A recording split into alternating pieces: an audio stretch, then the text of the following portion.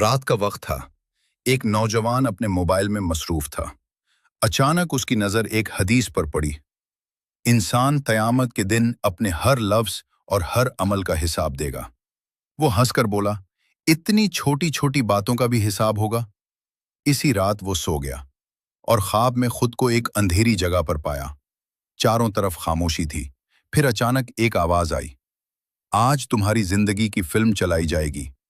اس نے دیکھا کہ اس کے وہ مذاق، وہ جھوٹ، وہ گناہ جو اسے یاد بھی نہیں تھے، سب اس کے سامنے آ رہے تھے۔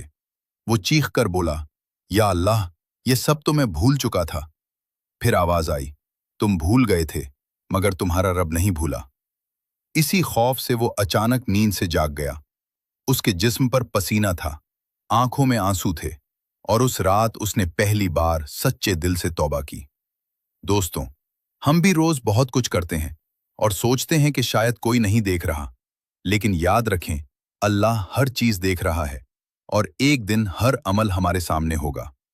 اس لیے آج ہی اپنے گناہوں سے توبہ کر لیں، قبل اس کے کہ بہت